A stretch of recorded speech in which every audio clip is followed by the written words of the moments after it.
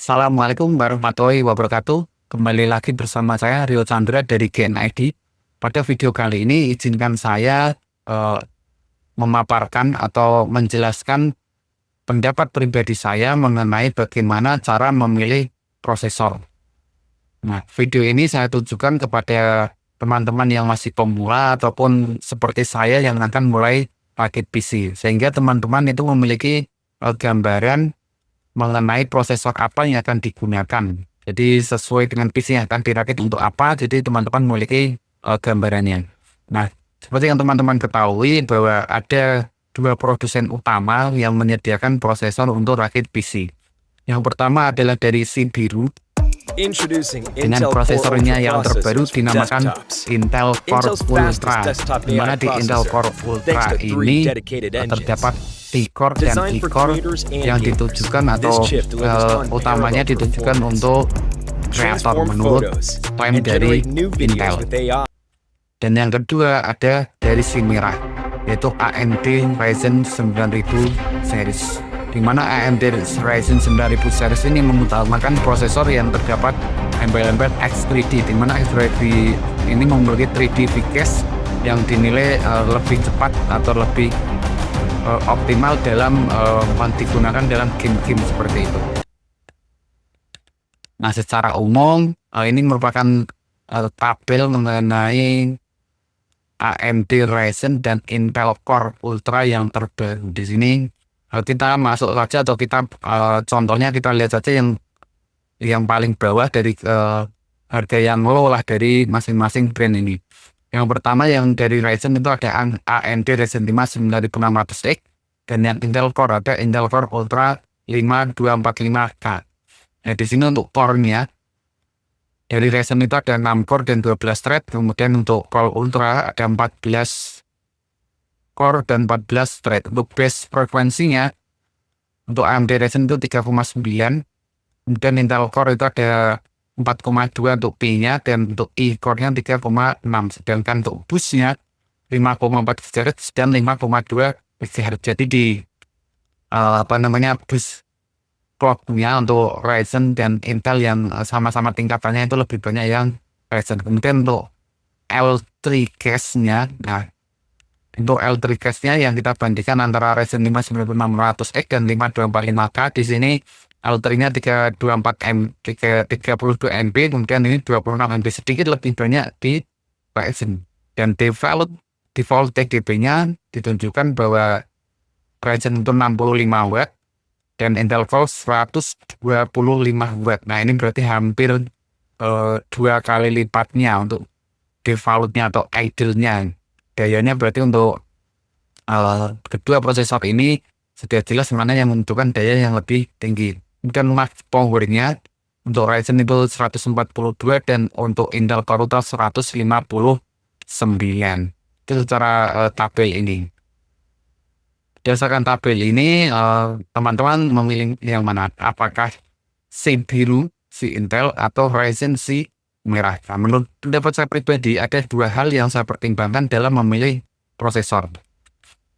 Yang pertama yaitu tentu saja menentukan kebutuhannya. Nah, ini kita dari tabel tadi saya rangkum sedikit, saya simpulkan menurut pendapat saya bahwa Intel itu memiliki single core atau kecepatan single core dengan kecepatan yang tinggi, di mana single core ini cocok untuk seperti yang diklaim Intel tadi untuk kebutuhan editing dan AI seperti Adobe Premiere, Illustrator, AutoCAD dan lainnya, di mana Intel ini mampu menyediakan gambar yang lebih tajam karena dipengaruhi dari single core dengan kecepatan yang tinggi.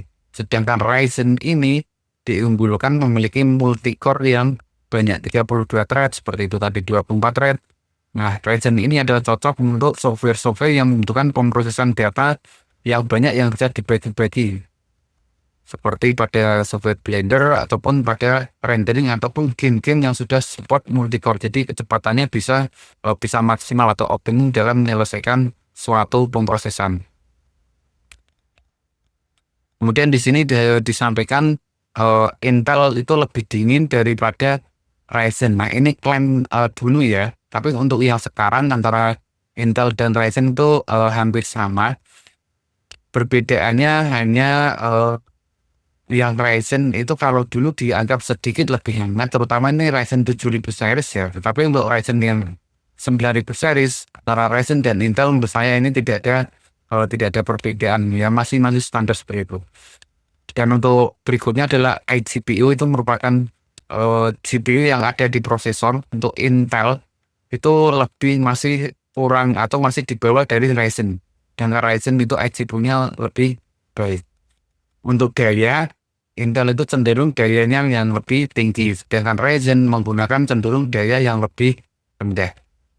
Itu merupakan hal pertama, yaitu kita tentukan dulu kebutuhannya ingin seperti apa. Apakah Intel atau Ryzen, dengan pertimbangan-pertimbangan yang utama adalah software atau aplikasi apa yang akan digunakan. Kalau teman-teman ingin editing lancar atau lebih baik, saya sarankan menggunakan Intel. Tapi kalau teman-teman fokusnya lebih ke game yang menggunakan multi-core, ya gunakan Ryzen. Kemudian masih ada pertimbangan kedua, teman-teman. Yang pertimbangan kedua itu yang paling utama, yaitu menentukan budget atau harga dari prosesor yang akan kita pinang. Harga ini saya ambil dari e-commerce atau toko online pada tanggal 21 Maret 2025 dengan ketentuan untuk harga harga pastinya silahkan dicek kembali di toko online maupun offline. Kemudian untuk Intel itu sudah dapat menggunakan DDR5 dan DDR4, sedangkan Ryzen AM4 itu khusus DDR4 dan Ryzen AM5 itu khusus DDR5. Kemudian di tabel ini pun untuk harga prosesor yang 8 juta ke atas atau prosesor flashchip-nya atau high-end-nya tidak saya masukkan di sini. Nah, ini di sini pun sudah saya bagi berwarna, ada yang hijau, kuning, dan oranye.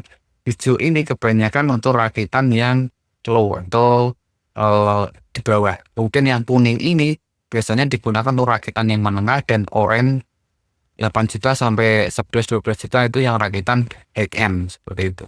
Sebagai contoh yang sering digunakan atau dirakit oleh teman-teman semuanya adalah yang mid-range seperti ini ya, yang harga antara 3 sampai 5 juta. Untuk 3 sampai 4 juta untuk Intel. Untuk Intel Ultra kita belum dapat, jadi kita harus memakainya Intel LGA 1700 ini generasi sebelum Intel Ultra, ada i5 1250F.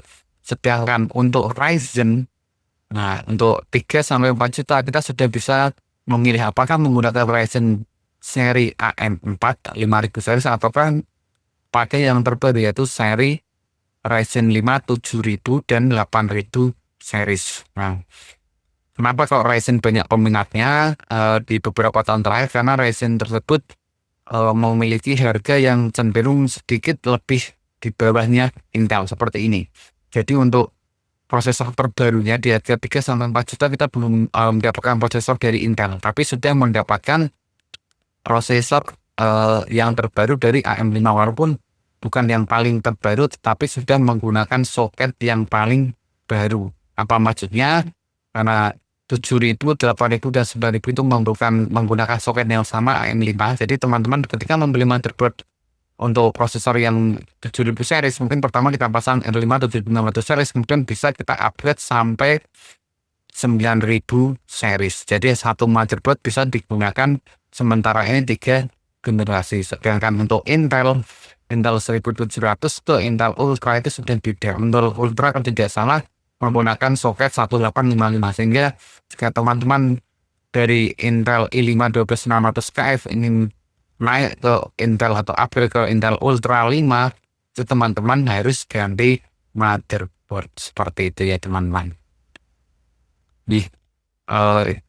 Itu menurut pendapat pribadi saya. Jadi saya simpulkan, ketika teman-teman ingin memilih prosesor, harapnya teman-teman tentukan yang pertama adalah kebutuhan teman-teman semuanya, yang kedua adalah budget yang dimiliki, dan yang ketiga itu tadi yaitu opsi untuk upgrade ke depannya. Jika teman-teman ingin ke depannya hanya upgrade prosesor saja, ya silahkan mencari prosesor yang soketnya lama, jadi tidak perlu upgrade motherboard. Tapi kalau teman-teman tidak masalah dengan upgrade motherboard, ya silahkan pilih yang sesuai. Begitu juga dengan kebutuhan dan harga. Ya, itu tadi teman-teman yang dapat saya sampaikan. Jika ada saran ataupun masukan dapat teman-teman tuliskan di komentar. Terima kasih. Assalamualaikum warahmatullahi wabarakatuh.